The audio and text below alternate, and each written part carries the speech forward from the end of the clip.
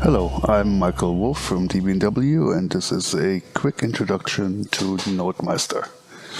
What we have here is my elaborate demo scene with 3 different items, and I'll just open the surface editor, open the node editor for the toroid, for this object here.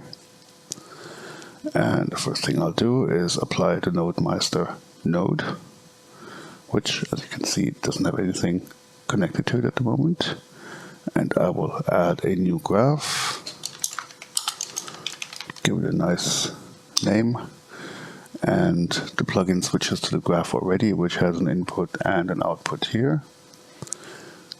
I'll just add a simple color output and a procedural texture. If I go to the output node, I can switch back to the previous node graph, which is the surface that I was editing. And as you can see, the node now has a color output, which I'll hook up to the principled BSDF input. And you can see that it already starts to drive the color of my torus.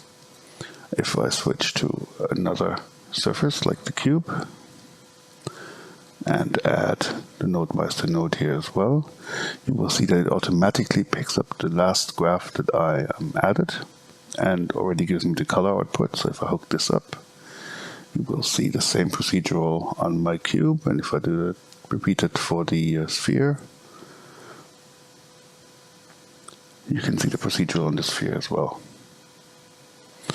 So now all of these 3 surfaces are driven by the procedural within this graph. And to make it a bit more interesting, I'm going to add 2 outputs to this input node. One is going to be the background color, and the other one is going to be a foreground color.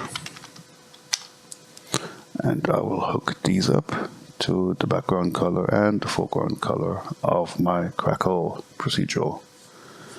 Oops, now it's completely white.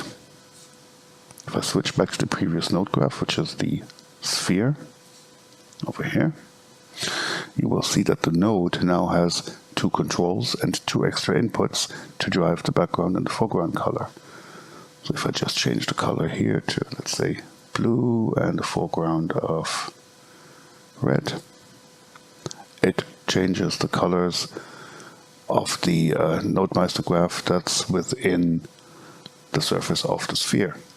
If I switch to the cube, I can pick a different set of colors for the background and the foreground.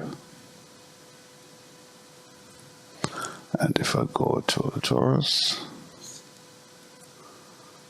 I can do the same thing here. Let's make it green and purple.